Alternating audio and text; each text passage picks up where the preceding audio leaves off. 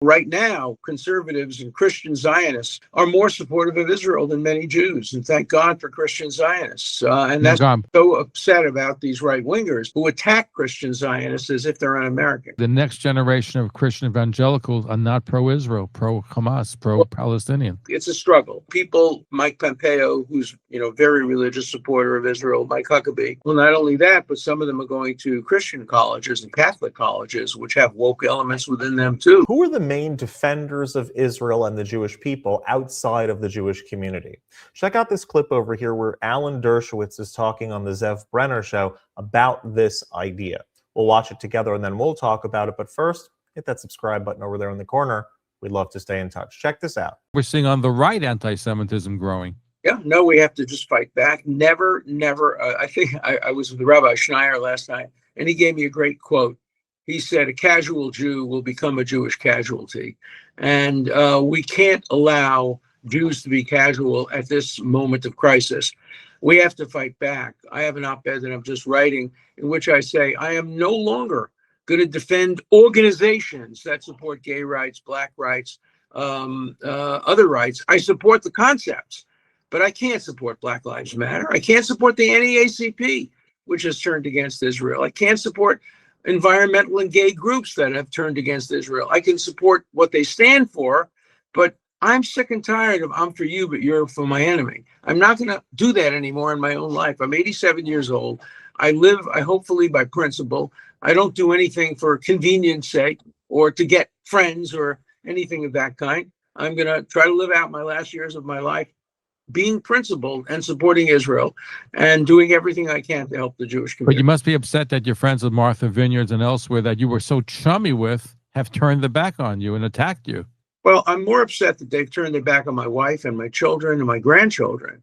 I can fight back. But my wife has been victimized by this, and my children and grandchildren have been victimized by my support for Israel. And so it doesn't only apply to the kid in college.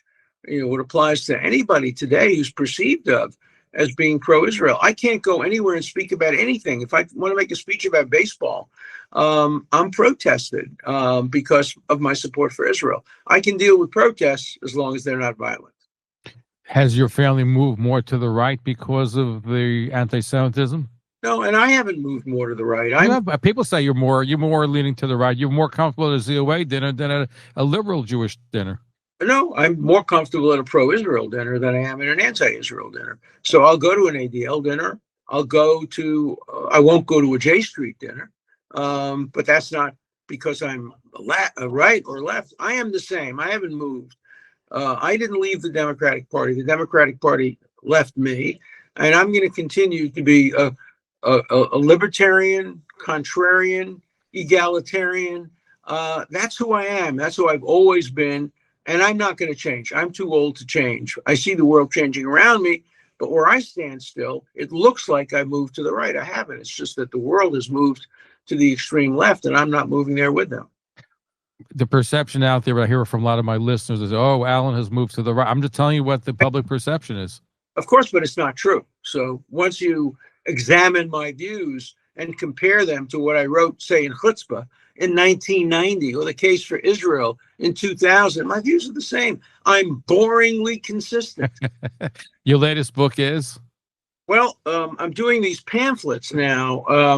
The 10 Israel lies, and then I have one called Palestinianism. I have one about Trump says to Harvard, go fund yourself. And my most recent one, which will be out in a week, is Jewish blood is no longer cheap. And it's an analysis of how Israel had to respond overwhelmingly to October 7th and did the right thing in Gaza in order to send a message to the world that we will not stand for attacks on Jews. We will fight back disproportionately. I hope so. Final question. There's a movement, I said, on the right becoming more anti-Semitic, less that pro-Israel. Even Vice President J.D. Vance is not perceived to be as pro-Israel as Trump. Are you concerned for people like J.D. Vance and don't have it in their kishkas regarding Israel? I'm worried, but I am very proud of my former student, Ted Cruz. Ted has stood up unequivocally for Israel. He stood up against these right-wingers. He has done what Bill Buckley did back 20 years ago, when he called out Pat Buchanan and accused him of essentially anti-Semitism. Ted has been our champion. So people who have attacked me for being friendly with Ted, think about that. We need Ted Cruz, and he's been a very, very strong supporter of Israel, even though he's conservative, and maybe because he's conservative. So, right now, conservatives and Christian Zionists are more supportive of Israel than many Jews, and thank God for Christian Zionists. And that's so upset about these right-wingers who attack Christian Zionists as if they're un-American. But by the way, the next generation of Christian evangelicals are not pro-Israel, pro-Hamas, pro-Palestinian. I think it's a struggle. People like Mike Pompeo, who's very religious supporter of Israel, Mike Huckabee. But they're the older generation. The older generation, but they're having an influence as well on the younger generation. So I spoke to a pastor, a professor, who said that the same problem Jews have, that kids go to woke colleges, come back brainwashed. Christian evangelicals are going to these woke colleges and coming back brainwashed against Israel. The same thing. Well, not only that, but some of them are going to Christian colleges and Catholic colleges, which have woke elements within them too. So we're fighting an international, very widespread attack. The attack on Jews is greater today than it has ever been since the Holocaust. And we have to prioritize our involvement in accord with that reality. And I just wrote an article about that as well. I keep busy. I write at least an article a day, and I write, at least a book a year. That's all I can do. If I were, 27 years old, I'd be volunteering to fight for the IDF. I wear my IDF pin. I wear my, obviously, hostage pin, but I'm not 27. I'm 87. So my only weapon is the pen. It is because I don't use a computer. I just use my pen and my iPhone and my voice. That's the only weapons I have. And your podcast, which will soon resume, I hope, right? I hope so. Anyway, thank you. May God give you the strength to 120 to keep going. You're a great fighter for the Jewish people. A few months. Nobody should die on their birthday. You should live to 120. 20 and a half. And no. I live 120 in one day. That's my philosophy. There's an important distinction that we have to make, especially right now.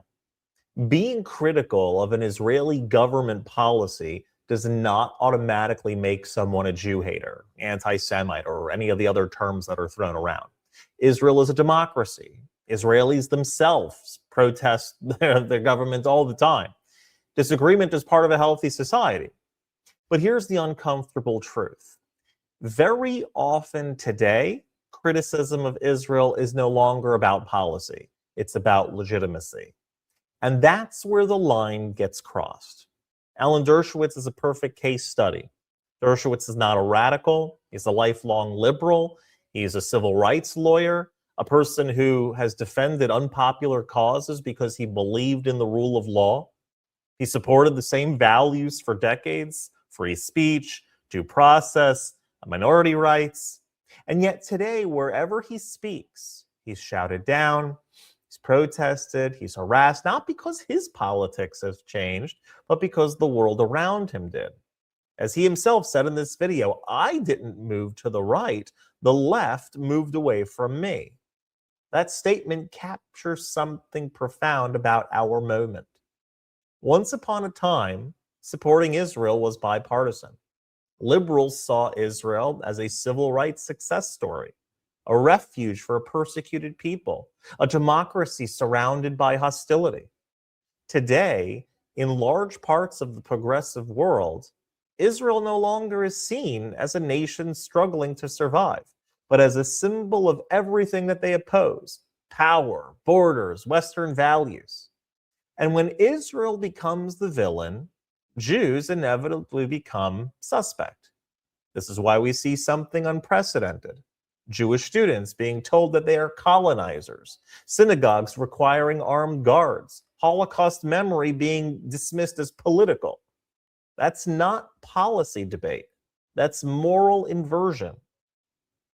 But, and this is crucial, we must also speak honestly about the other side. Anti-Israel sentiment is not limited to the political left. On the far right, we see something different, but just as dangerous. Old anti-Semitic tropes repackaged for the internet age. Talk of globalists and secret control and dual loyalty. Support for Israel as a state paired with hostility towards Jews as people. History teaches us this lesson very clearly. When Jews are embraced conditionally, it never ends well. Support for Israel must never mean tolerance for anti-Semitism on any side of the political spectrum. And this is where gratitude is due, because in this dark moment, one group has stood out with moral clarity. These are the Christian supporters of Israel.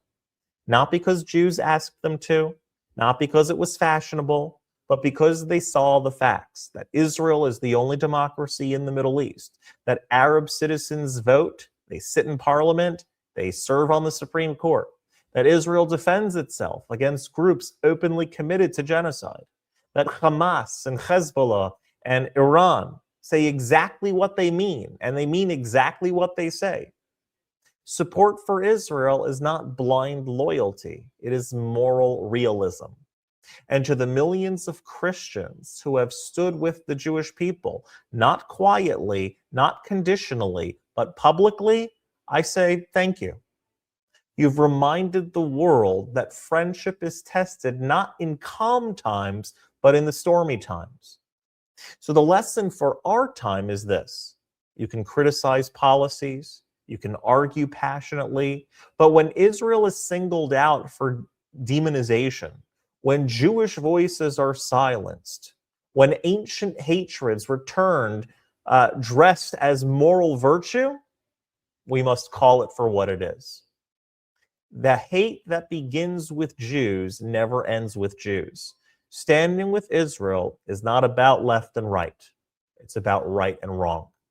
And history, as always, will remember who understood the difference.